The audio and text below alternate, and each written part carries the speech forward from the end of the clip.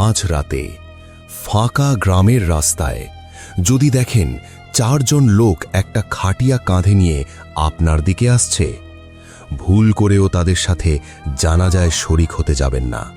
কারণ কাছে গেলে হয়তো দেখবেন যারা খাটিয়া বইছে তাদের কারও মাথা নেই, আর খাটিয়ার ওপর সাদা কাফনে মোড়ানো যে লাশটা, সেটা হয়তো আপনারই। কারণ কিছু জানাজা মৃত মানুষের জন্য হয় না, হয় জীবিত কাউকে সঙ্গে নিয়ে যাওয়ার জন্য। ওয়েলকাম ব্যাক প্রিয় শ্রোতা, আমি শাহাদাত হোসেন, আর আপনি শুনছেন ভূত FM 9.8, যেখানে গল্প নয়, ভয় নিজেই কথা বলে। আজকের ঘটনাটি আমাদের কাছে পাঠিয়েছেন সিলেটের গোয়াইনঘাট এলাকা থেকে মুরাদ। আমরা অনেকেই শুনে আসি রাতে জানাজা বা দাফনের পরিবেশ আলাদা রকম ভারী লাগে, কিন্তু কিছু অশুভ শক্তি আছে যারা রাতের অন্ধকারেই মানুষের রূপ ধরে নিজেদের কাজ সেরে নেয়।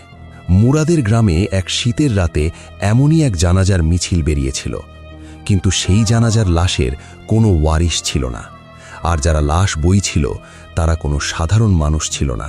কি লুকিয়েছিল সেই কাফনের কাপড়ের নিচে? এক রহস্যময় দরবেশ আর এক অশুভ শক্তির মুখোমুখি হওয়ার সেই হাড়হীন করা ঘটনা। চলুন সময় নষ্ট না করে সরাসরি চলে যাই রাতের সেই অভিশপ্ত বাঁশবাগানের ভেতরে। ভয়ের আরেক নাম ভূত FM 9.8। প্রিয় শাহাদাত ভাই, আমি মুরাদ, থাকি সিলেটের গোয়াইনঘাট এলাকার একটা প্রত্যন্ত গ্রামে। আমি জানি না আমার এই কথাগুলো শহরের মানুষ বিশ্বাস করবে কিনা, কারণ শহরের নিয়ন আলোয় জিনপরির গল্পগুলো অনেকের কাছেই রূপকথা মনে হয়। কিন্তু আমাদের এই গহীন গ্রামে, যেখানে রাত 8টার পর শিয়ালের ডাক আর বাঁশবাগানের ক্যাচক্যাচ শব্দ ছাড়া আর কিছু শোনা যায় না, সেখানে অন্ধকারটা যেন সত্যি জ্যান্ত। আমি যা বলতে যাচ্ছি তা কোনো বানানো গল্প না। এই ঘটনাটা ঘটার পর আজও আমি রাত 12টার পর একা রাস্তায় বের হতে পারি না। একটু বাতাস দিলেই আমার মনে হয় হয়তো আমার পেছনেই কেউ খাটিয়া কাঁধে নিয়ে হাঁটছে। আমার এই ঘটনাটা শোনার পর হয়তো অনেকেই রাতের বেলা রাস্তায় একা হাঁটার আগে দুইবার ভাববেন। ঘটনাটা আজ থেকে প্রায় 5 বছর আগের, ডিসেম্বর মাসের মাঝামাঝি। সিলেটে তখন কনকনে শীত। রাত 8টা বাজতে না বাজতেই পুরো গ্রাম কুয়াশার চাদরে ঢাকা পড়ে যায়। আমাদের বাড়িটা গ্রামের একদম শেষ মাথায়। বাড়ির ঠিক পেছনেই একটা বিশাল বাঁশবাগান আর পুরনো গোরস্থান। আমি তখন মাত্র ইন্টার পরীক্ষা দিয়েছি। আমার একটা অভ্যাস ছিল রাত জেগে পড়াশোনা করা বা মোবাইলে গেম খেলা। সেদিন ছিল বৃহস্পতিবার রাত। ঘড়িতে তখন রাত 2:30। পুরো বাড়ি নিস্তব্ধ। আমার বাবা মা অন্য রুমে ঘুমোচ্ছিলেন। আমি আমার রুমের লেপের নিচে শুয়ে মোবাইলে একটা ভিডিও দেখছিলাম। হঠাৎ আমার মনে হলো বাইরে খুব অদ্ভুত একটা শব্দ হচ্ছে। শব্দটা আমাদের বাড়ির পেছনের সেই বাঁশবাগানের দিক থেকে আসছিল। লা ইলাহা ইল্লাল্লাহ, লা ইলাহা ইল্লাল্লাহ।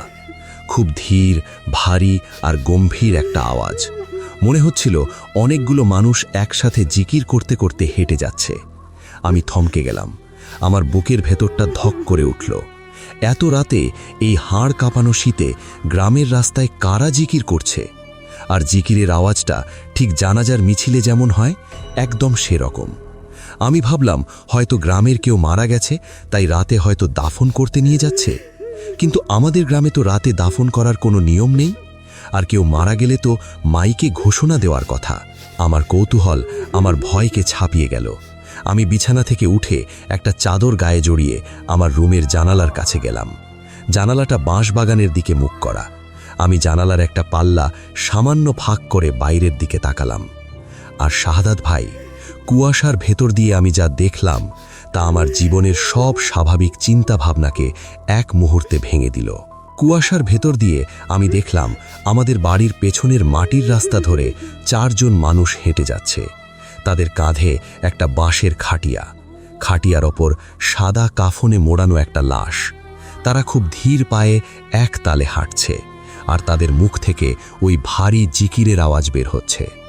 আমি অবাক হয়ে তাদের দিকে তাকিয়েছিলাম, কিন্তু কয়েক সেকেন্ড পর যখন তারা আমার জানালার একটু কাছে এলো, আমার মেরুদণ্ড বেয়ে একটা বরফ শীতল স্রোত নিচে নেমে গেল। আমি স্পষ্ট দেখলাম যারা খাটিয়াটা বইছে তাদের 4 জনেরই পরনে সাদা পুরনো আমলের লম্বা আলখাল্লা, কিন্তু তাদের কাঁধের ওপরে কোনো মাথা নেই। 4 জন মাথাবিহীন মানুষ একটা খাটিয়া কাঁধে নিয়ে হেঁটে যাচ্ছে, আর তাদের মাথা না থাকা সত্ত্বেও ওই জিকিরের আওয়াজটা তাদের বুকের দিক থেকেই যেন ইকো হয়ে বের হচ্ছিল। আমার চোখের সামনের পৃথিবীটা ঘুরতে শুরু করলো। আমি যেন শ্বাস নিতেই ভুলে গেলাম। আমার গলা দিয়ে কোনো আওয়াজ বের হচ্ছিল না। আমি শুধু পাথর হয়ে জানালার গ্রিল ধরে দাঁড়িয়েছিলাম।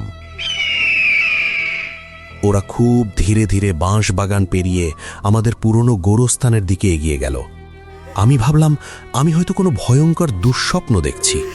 আমি জানলার পাল্লাটা বন্ধ করে দেব, ঠিক তখনই খাটিয়ার ওপর শুয়ে থাকা সেই কাফনে মোড়ানো লাশটা হঠাৎ করে কাফনের ভেতর থেকে একটা হাত বাইরে বের করে দিল। হাতটা খুব ফ্যাকাশে আর আঙুলগুলো অস্বাভাবিক লম্বা। আর তারপর সেই লাশটা ধীরে ধীরে কাফনের ভেতর থেকে উঠে বসল। লাশটার পিঠ আমার দিকেই ছিল, কিন্তু আমি দেখলাম ও উঠে বসে তার ঘাড়টা খুব আস্তে আস্তে একটা যান্ত্রিক পুতুলের মতো আমার জানলার দিকে ঘোরাতে শুরু করলো। ওর ঘাড়টা ঘোরার সাথে সাথে মট মট করে হাড় ভাঙার একটা বিকট শব্দ আমার কানের কাছে এসে পৌঁছল। আমি আর 1 সেকেন্ডও সেখানে দাঁড়িয়েছিলাম না। আমি জানলার পাল্লাটা সজোরে বন্ধ করে দিয়ে এক লাফে বিছানায় গিয়ে লেপের নিচে ঢুকে গেলাম। আমার পুরো শরীর তখন থরথর করে কাঁপছে। আমি 2 হাত দিয়ে নিজের কান চেপে রেখেছিলাম, কিন্তু আমার মনে হচ্ছিল ওই মাথাবিহীন মানুষগুলো আর ওই লাশটা হয়তো এখন আমার জানলার বাইরেই দাঁড়িয়ে আছে। আমি সারা রাত এক ফোঁটাও ঘুমাতে পারিনি। সকালে যখন ফজরের আজান হলো, আমি কোনো মতে বিছানা থেকে উঠে আমার বাবার কাছে গেলাম। আমি বাবাকে রাতের পুরো ঘটনাটা বললাম। বাবা প্রথমে বিশ্বাস করতে চাননি, কিন্তু আমার ওই ফ্যাকাশে চেহারা আর কাঁপুনি দেখে উনিও ভয় পেয়ে গেলেন। বাবা আমাকে নিয়ে সোজা চলে গেলেন গ্রামের এক পুরনো দরবেশ বাবার কাছে। এই দরবেশ বাবা গ্রামের এক প্রান্তে একটা ভাঙা কুঁড়ে ঘরে থাকতেন। মানুষ বলতো ওনার কাছে অনেক অদ্ভুত গোপন খবর থাকে, ওনার কাছে অনেক লুকানো খবর থাকে। আমরা দরবেশ বাবার কুঁড়ে ঘরে পৌঁছলাম। উনি তখন একটা মাটির চূড়ার পাশে বসে আগুন পোহাচ্ছিলেন। ওনার চোখ দুটো খুব গভীর আর জ্বলজ্বলে। আমরা ওনার কাছে গিয়ে বসলাম। বাবা ওনাকে আমার রাতের ঘটনাটা খুলে বললেন। দরবেশ বাবা আমার কথা শুনে হঠাৎ করে খুব গম্ভীর হয়ে গেলেন। ওনার হাতের তসবি ঘোরানো থেমে গেল। উনি আমার চোখের দিকে এক দৃষ্টে তাকিয়ে একটা দীর্ঘশ্বাস ফেলে বললেন, বাবা মুরাদ, তুই তো অনেক বড় একটা জিনিস দেখা ফেলছিস। তুই কাল রাইতে যেই জানাজা দেখছিস, ওটা কোনো মানুষের জানাজা ছিল না। ওটা কোনো মানুষের জানাজা ছিল না। আমি অবাক হয়ে বললাম, জিনের জানাজা? কিন্তু ওদের তো মাথা ছিল না। দরবেশ বাবা বললেন, তুই যাদের মাথা ছাড়া দেখছিস ওরা হলো ইফরিত, জিনের সবচেয়ে ভয়ঙ্কর আর শক্তিশালী জাত। ওরা কাল রাইতে ওদের সর্দারের এক ছেলেকে দাফন করতে নিয়ে যাইতেছিল। জিনের নিয়ম হলো ওরা যখন কোনো আপনজনের লাশ নিয়ে যায় তখন ওরা মানুষের রূপ ধরে, কিন্তু মাথা ছাড়া, যাতে মানুষ ওদের দেখা ভয় পায় আর দূরে থাকে। কিন্তু সমস্যা তো ওই জায়গায় না বাবা, সমস্যা অন্য জায়গায়। বাবা চিন্তিত হয়ে বললেন, কি সমস্যা হুজুর? দরবেশ বাবা আমার দিকে আঙুল তুলে ফিসফিস করে বললেন, তুই যখন জানালা দিয়া দেখতেছিলি ওই খাটিয়ার লাশটা উইঠা বইসা তোর দিকে ঘাড় ঘোরাইছিল, তাই না? এর মানে হলো লাশটা তোরে দেখা ফেলছে। জিনের লাশ যখন কাউরে দেখা পেলে তখন সেই লাশ আর কবরে শান্তি পায় না। সে তখন ওই মানুষের আত্মাটা নিজের সাথে কবরে নিয়ে যাওয়ার লাইগা ব্যাকুল হয়ে ওঠে। ওই লাশটা এখন তোর পিছু নিবে মুরাদ। সে তোরে তার সাথে কবরে নিয়ে যাওয়ার লাইগা আজ রাইতেই তোর কাছে আসবে। আমার পুরো শরীর যেন কারেন্টের শক খেল। আমার মনে হলো আমার মাথার উপর আকাশ ভেঙে পড়ল। তাহলে এখন আমার কি হবে? আমাকে বাঁচান হুজুর, আমি কাঁদতে কাঁদতে বললাম। দরবেশ বাবা ওনার বগলের নিচ থেকে একটা পুরনো চামড়ায় মোড়ানো তাবিজ বের করে আমার হাতে দিলেন। এই তাবিজটা আজ রাইতে ঘুমানোর সময় ডান হাতে বাইধা রাখবি, আর রাত 12টার পর তোর ঘরের দরজা জানলা কেউ যদি নক করে বা কেউ যদি তোর নাম ধইরা ডাকে, তুই যেন কোনো মতে দরজা খুলিস না। সে তোর মায়ের রূপ ধৈরাও ডাকতে পারে বা আমার রূপ ধৈরাও ডাকতে পারে, কিন্তু তুই যদি দরজা খুলিস তাইলে তোর আর রক্ষা নাই। আমি আর বাবা বাড়িতে ফিরে এলাম। সারা দিন আমার একটা ঘোরের মধ্যে কেটে গেল। সন্ধ্যার পর থেকেই আমার বুকের ভেতরটা অদ্ভুত একটা ভয়ে কাঁপতে শুরু করলো। আমি দরবেশ বাবার দেওয়া তাবিজটা ডান হাতে বাঁধলাম। রাত 10টার মধ্যেই আমি আমার রুমের দরজা জানলা সব শক্ত করে লক করে দিলাম। আমার বাবা মা আমাকে তাদের সাথে ঘুমাতে বলেছিলেন, কিন্তু দরবেশ বাবা বারণ করেছিলেন। বলেছিলেন, ও তোরেই খুঁজবে। তুই যদি অন্য কারো সাথে থাকিস তাইলে ওই জিনের রাগ অন্যদের ওপরেও পড়বে। তাই আমি আমার রুমেই একা থাকলাম।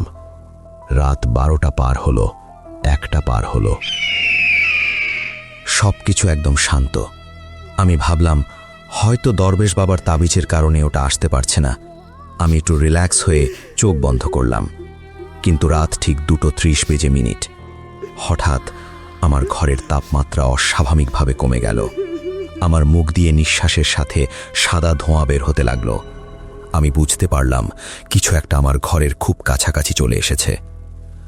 আর ঠিক তখনই আমার জানালার কাছে খুব আস্তে করে একটা শব্দ হলো, ঠক ঠক ঠক। আমার হার্টবিট থেমে গেল। আমি চোখ বড় বড় করে জানালার দিকে তাকালাম। জানালার বাইরে খুটখুটে অন্ধকার, কিন্তু আমি শুনলাম জানালার ওপাশ থেকে খুব চেনা, খুব পরিচিত একটা গলা আমাকে ডাকছে, মুরাদ, বাবা মুরাদ, দরজাটা খোল রে বাবা। গলাটা ছিল আমার বাবার। আমি জমে গেলাম। বাবা কেন এত রাতে আমাকে জানালার ওপাশ থেকে ডাকদন? বাবা, আপনি বাইরে কি করেন? আমি কাঁপা কাঁপা গলায় বললাম, আমার খুব কষ্ট হইতেছে বাবা, তুই একটু দরজাটা খোল, আমি তোর কাছে আসছি। দরবেশ বাবার কথা আমার মনে পড়ে গেল। সে তোর সবচেয়ে প্রিয় মানুষের গলা নকল করবে। আমি 2 কান চেপে ধরে বিছানায় বসে পড়লাম। আমি খুলব না, তুমি আমার বাবা না, তুমি চলে যাও। কিন্তু আমার কথা শোনার পর জানালার ওপাশের সেই গলার স্বরটা মুহূর্তের মধ্যে পাল্টে গেল। বাবার সেই নরম গলার জায়গায় একটা বিকট ঘরে পৈশাচিক গলা ইকো হতে শুরু করলো, তুই দরজা না খুললে আমি জানালা ভেঙেই ঢুকবো মুরাদ, আমি তোকে ছাড়া যাব না।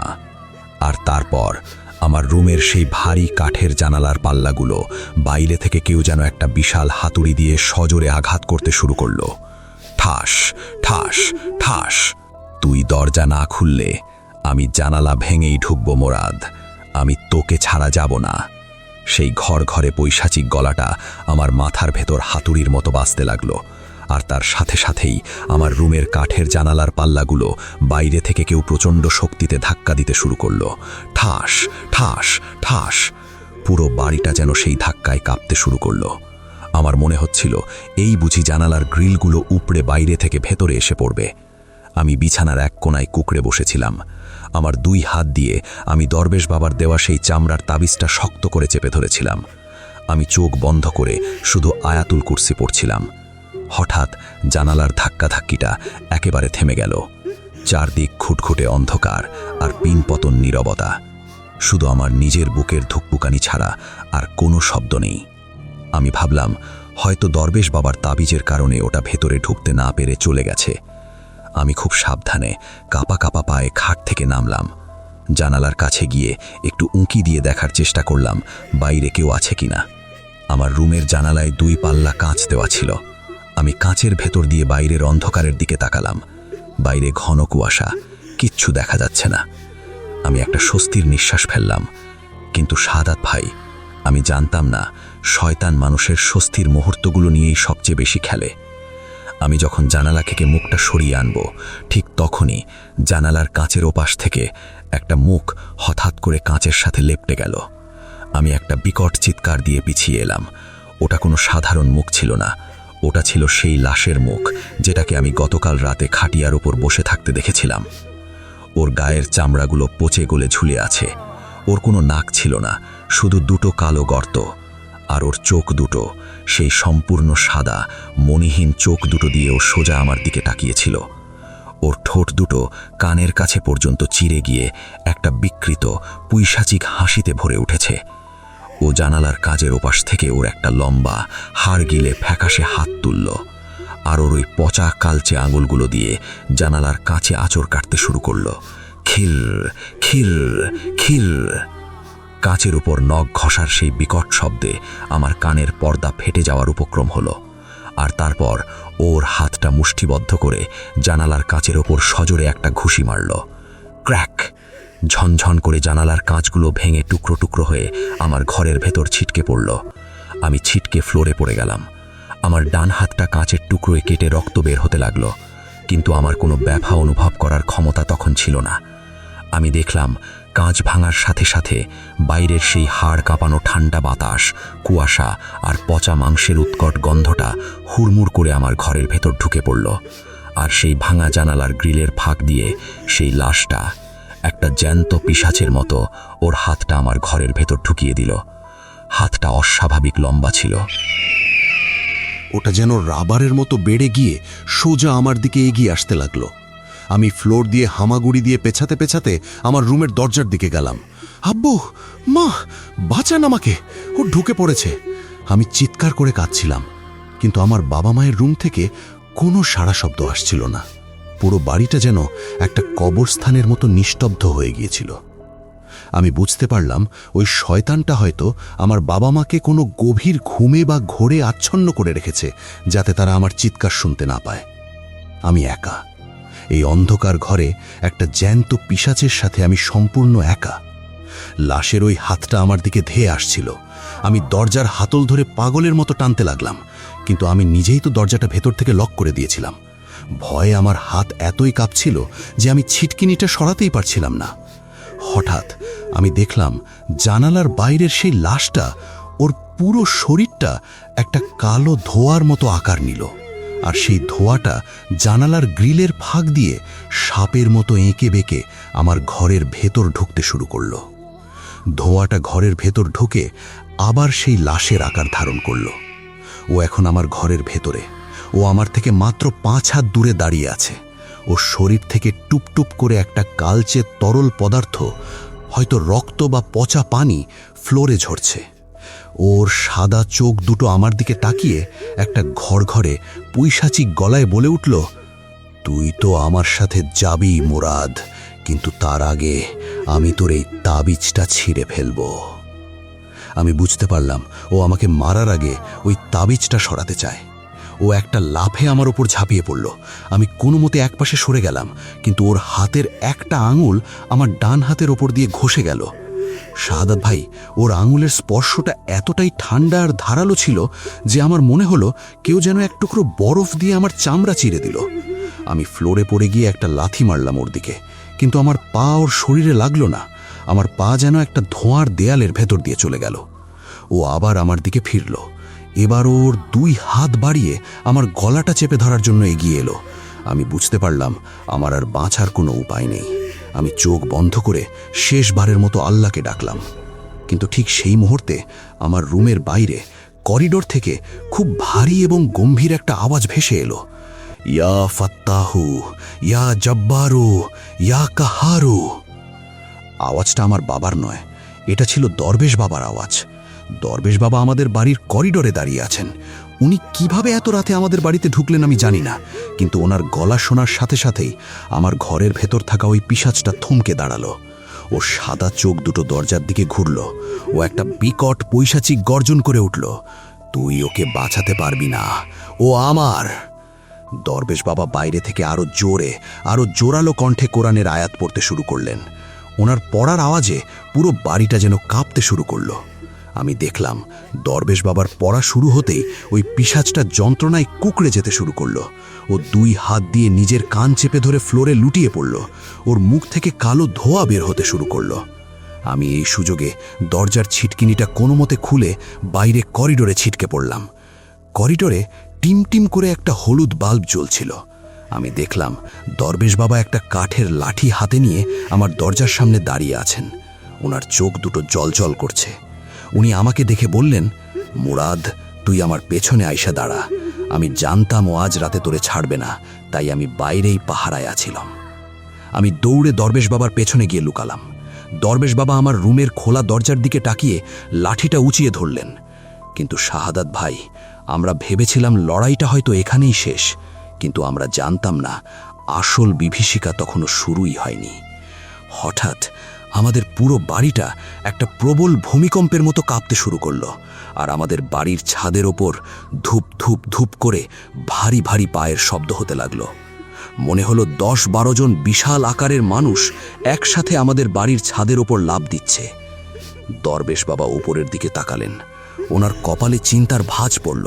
উনি ফিসফিস করে বললেন, সর্বনাশ, ও একা আসে নাই, ওর সর্দারকে নিয়ে এসছে। আমি আতঙ্কে কাঁপতে কাঁপতে বললাম, সর্দার? কার সর্দার? দরবেশ বাবা বললেন, তুই কাল রাইতে যাদের জানাজা নিয়ে যাইতে দেখছিলি, ওরা সবাই জিনের সর্দারের অনুসারী আসিল।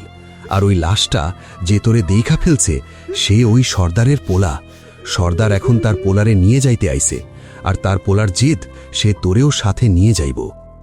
কথাটা শেষ হতে না হতেই আমাদের করিডোরের ছাদের একটা অংশ প্রচণ্ড জোরে ফেটে গেল, আর সেই ফাটা অংশ দিয়ে একটা বিশাল কালো লোমশ হাত দরবেশ বাবার দিকে ধেয়ে এলো। ছাদের সেই ফাটা অংশ দিয়ে নেমে আসা বিশাল কালো লোমশ হাতটা সোজা দরবেশ বাবার দিকে ধেয়ে এলো। হাতটার আঙুলগুলো অস্বাভাবিক লম্বা, আর নখগুলো বাঘের থাবার মতো বাঁকা এবং ধারালো। আমি আতঙ্কে চিৎকার করে উঠলাম, কিন্তু দরবেশ বাবা এক চুলও নড়লেন না। ওনার হাতের সেই পুরনো কাঠের লাঠিটা উনি বিদ্যুতের বেগে ওপরে তুললেন এবং আরবিতে একটা ভারী মন্ত্র পড়ে ওই হাতটার উপর সজোরে আঘাত করলেন। আল্লাহু আকবার! লাঠির আঘাত লাগার সাথে সাথেই ওই লোমশ হাতটা থেকে একটা বিকট গর্জনের মতো শব্দ বের হলো, যা কোনো পশু বা মানুষের হতে পারে না। শব্দটা এতটাই তীব্র ছিল যে আমার মনে হলো আমার কানের পর্দা ফেটে রক্ত বের হয়ে আসবে। হাতটা একটা ঝাঁকুনি দিয়ে আবার ছাদের সেই ফাটা গর্তের ভেতর গুটিয়ে গেল, কিন্তু ছাদের উপর সেই ভারী পায়ের শব্দগুলো ধূপ ধূপ ধূপ আরও বেড়ে গেল। মনে হচ্ছিল যেন পুরো একটা সৈন্য দল আমাদের ছাদের উপর তাণ্ডব চালাচ্ছে। হঠাৎ করিডোরের হলুদ বাল্বটা দপ করে নিভে গেল। পুরো বাড়িটা একটা ঘুটঘুটে দম বন্ধ করা অন্ধকারে ডুবে গেল, আর সেই অন্ধকারের ভেতর আমার রুমের দরজা দিয়ে সেই সাদা চোখের লাশটা আবার ধীরে ধীরে হামাগুড়ি দিয়ে করিডোরে বেরিয়ে এলো। ওর মুখ থেকে সেই পচা সালফারের গন্ধটা বেরোচ্ছে। ওর সাদা চোখ দুটো দিয়ে সোজা আমার দিকে তাকিয়ে হাসছে, আর ওর পেছন পেছন অন্ধকারের ভেতর থেকে আরও 3টে ছায়া বেরিয়ে এলো। এই 3টে ছায়ার কোনো মাথা ছিল না। এরা সেই 4 জন যারা কাল রাতে খাটিয়া বয়ে নিয়ে যাচ্ছিল। 4টে পিশাচ আমাদের দিকে এগিয়ে আসছিল। দরবেশ বাবা আমাকে এক হাতে শক্ত করে পেছনে টেনে নিলেন। উনি ওনার পকেট থেকে একটা ছোট কাঁচের শিশি বের করলেন। শিশির ভেতর কি ছিল আমি জানি না, কিন্তু উনি সেটা খুলে নিজের হাতের তালুতে ঢাললেন। তারপর সেই তরল পদার্থটা দিয়ে করিডোরের ফ্লোরে আমাদের সামনে একটা লম্বা দাগ টানলেন। মুরাদ, যাই হয়ে যাক, তুই এই দাগ পার হবি না। যদি এই দাগ পার হস, আমি তোরে আর বাঁচাইতে পারবো না, দরবেশ বাবা ফিসফিস করে বললেন। ওই পিশাচগুলো যখনই সেই দাগটার কাছাকাছি এলো, তারা হঠাৎ করে থমকে দাঁড়ালো, যেন কোনো অদৃশ্য দেয়াল তাদের আটকে দিয়েছে। মাথাবিহীন ছায়াগুলো যন্ত্রণায় ছটফট করতে লাগলো, কিন্তু তারা সেই দাগ পার হতে পারল না। কিন্তু ওই লাশটা যে আমার দিকে তাকিয়েছিল, ওর হাতটা দাগের ওপর দিয়ে আমার দিকে বাড়ানোর চেষ্টা করল। আর ঠিক সেই মুহূর্তে ছাদের ওপর থেকে সেই ভারী গলাটা আবার ইকো হতে শুরু করল, তোর এই দাগ আমাকে আটকাতে পারবে না দরবেশ। ও আমার ছেলের নজর কাটছে, আমি ওকে নিয়েই যাবই। গলাটা এতটাই শক্তিশালী ছিল যে পুরো বাড়ির দেয়ালগুলো থরথর করে কাঁপতে লাগল। দরবেশ বাবা ওপরের দিকে মুখ করে চিৎকার করে বললেন, ইফরিতের সর্দার, তুই জানিস তোর ছেলে একটা মানুষের দিকে নজর দিয়ে ভুল করছে। এই ছেলে তোর ছেলের জানাজায় শরিক হয়নি, সে শুধু দেখছে। ইসলামী শরীয়তে বা জিনের আইনে তোর কোনো অধিকার নাই ওর জান নেওয়ার। তুই ফিরে যা। ছাদের ওপর থেকে একটা পৈশাচিক হাসির শব্দ ভেসে এলো। জিনের আইন আমি মানি না, আমি অন্ধকারের রাজা, আমি ওকে নিয়েই যাবই। কথাটা শেষ হওয়ার সাথে সাথেই আমাদের করিডোরের দেয়ালগুলো যেন তরল হয়ে যেতে লাগলো। দেয়ালের ইট আর পলেস্তরা গলে গলে কালো কাদার মতো ফ্লোরে পড়তে শুরু করলো, আর সেই কালো কাদার ভেতর থেকে শত শত ছোট ছোট কালো সাপ আর বিছে বেরিয়ে আমাদের দিকে ধেয়ে আসতে লাগলো। আমি আতঙ্কে দরবেশ বাবার পিঠের পেছনে লুকিয়ে গেলাম। দরবেশ বাবা ওনার 2 চোখ বন্ধ করলেন। উনি ওনার লাঠিটা ফ্লোরে ঠুকলেন এবং একটা বিশেষ সূরা, সম্ভবত সূরা জিনের কয়েকটা আয়াত একদম আক্ষরিক অর্থে মেঘের গর্জনের মতো আওয়াজে পড়তে শুরু করলেন। ওনার পড়ার আওয়াজ যত বাড়ছিল, দেয়াল থেকে বেরিয়ে আসা সেই কালো সাপগুলো ততটাই পুড়ে ছাই হয়ে যাচ্ছিল, আর করিডোরে দাঁড়িয়ে থাকা সেই মাথাবিহীন ছায়াগুলো যন্ত্রণায় ডুকরে কেঁদে বাতাসে মিলিয়ে গেল। শুধু বাকি রইল সেই সাদা চোখের লাশটা। ও দাগের ওপাশ থেকে আমার দিকে তাকিয়ে একটা শেষ চেষ্টা হিসেবে আমার দিকে ঝাঁপিয়ে পড়ার জন্য শূন্যে লাফ দিল, কিন্তু দরবেশ বাবা ওনার হাতের সেই লাঠিটা সজোরে ওই লাশটার বুকে ঠুকিয়ে দিলেন। লাশটা একটা কান ফাটানো আর্তনাদ করে উঠল। ওর শরীর থেকে দাউ দাউ করে নীল রঙের আগুন জ্বলতে শুরু করল। আগুনের তাপে আমি চোখ বন্ধ করে ফেললাম। আমি শুধু শুনলাম ছাদের ওপর থেকে জিনের সর্দারের একটা ভয়ঙ্কর বুক ফাটা চিৎকার, না! তারপর একটা বিকট বিস্ফোরণের মতো শব্দ হলো, আর সব শান্ত হয়ে গেল। যখন আমি চোখ খুললাম তখন ভোরের আজান দিচ্ছে, আল্লাহু আকবার, আল্লাহু আকবার। আজানের মধুর শব্দটা আমার কানে যেন অমৃতের মতো বাজল। করিডোরের বাল্বটা আবার নিজে থেকেই জ্বলে উঠল। আমি দেখলাম দরবেশ বাবা ফ্লোরে বসে হাঁপাচ্ছেন।